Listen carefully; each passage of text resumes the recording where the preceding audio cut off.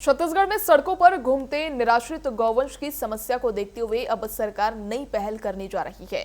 मुख्यमंत्री विष्णुदेव साय बिलासपुर जिले के तकतपुर ब्लॉक के लाखासार गांव से प्रदेश भर में बनने वाले गौधामों का शुभारंभ करेंगे।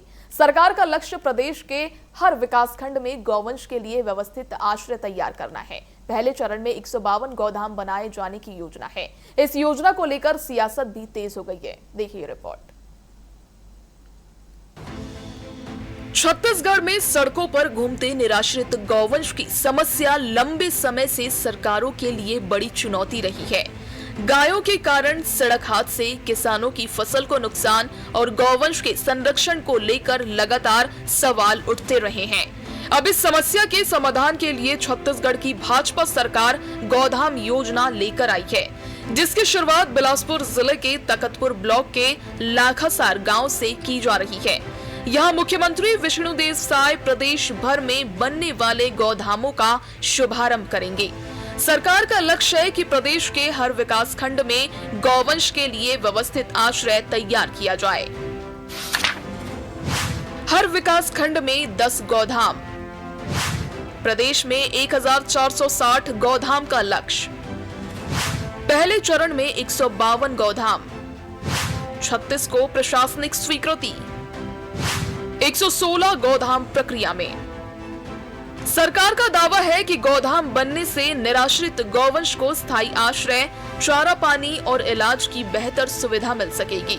साथ ही सड़कों पर घूमने वाले पशुओं की वजह से होने वाली दुर्घटनाओं में भी कमी आने की उम्मीद है। लेकिन हम लोगों को गौ माता का सही सेवा करना है, इसलिए ये गौधाम योजना प्रारंभ किए हैं। और जिस मकसद से हम लोग एक गौ सेवा योजना प्रारंभ किए हैं, निश्चित रूप से वो मकसद हम लोगों का पूरा होगा। तो वहाँ पर 25 एकड़ का वो गोदाम है, जिसमें अभी 19 एकड़ में चारा लगा है, नेपियर घास और वर्सिम, ऐसा करके 19 एकड़ में लगा है। और आगे चलकर बहुत बड़ा वो केंद्र बनेगा। सैकड़ों तरह के उत्पाद गाय के गोबर से, गोमूत्र से बनते हैं। गोबर गैस से लेकर आज टाइल्स और क्या क्या नहीं बन रहा है।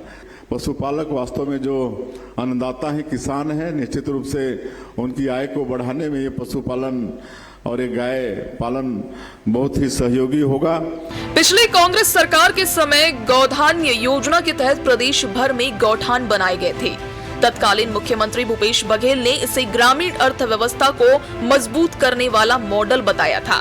लेकिन अब भाजपा सरकार की नई गौधान योजना को लेकर सियासी आरोप प्रत्यारोप भी तेज हो गए हैं। गौधाम योजना है, यह भारतीय जनता पार्टी की वर्तमान सरकार की अनिर्णय क्षमता का एक उदाहरण है।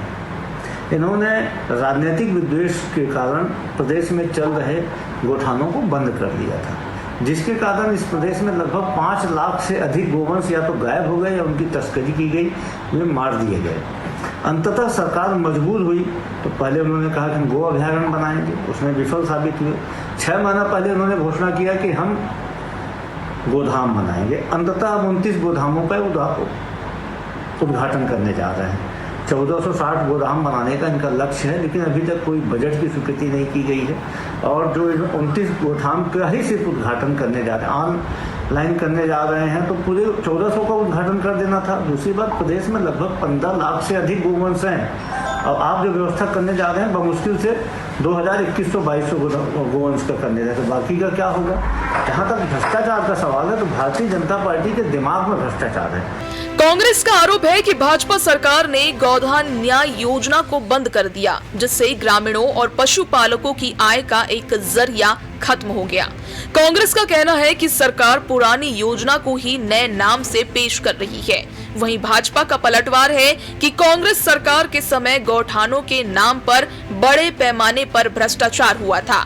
सरकार का दावा है कि नई गौधान योजना के जरिए गौवंश संरक्षण को ज्यादा व्यवस्थित और प्रभावी बनाया जा सके। देखिए, कांग्रेस पार्टी ने गौठान योजना केवल पब्लिक मनी का, जनता के पैसे को लूटने के लिए वो काम किया था। गौ माता की सेवा, गौ माता का संरक्षण, ये उनकी नीयत में ही नहीं था।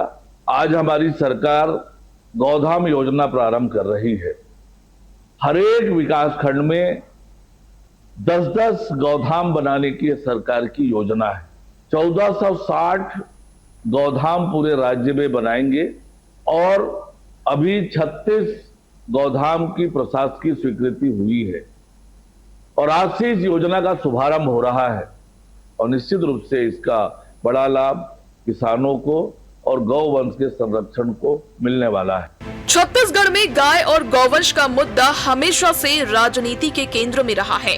अब गौठान बनाम गौधाम की बहस सिर्फ योजनाओं की नहीं रही, बल्कि ये दो अलग अलग राजनीतिक मॉडल की टक्कर बनती जा रही है। अब देखना दिलचस्प होगा कि कांग्रेस का गौठान मॉडल या भाजपा का गौधाम मॉडल आखिरी जमीन पर किसका असर ज्यादा दिखाई देता है। Bureau report, TV24।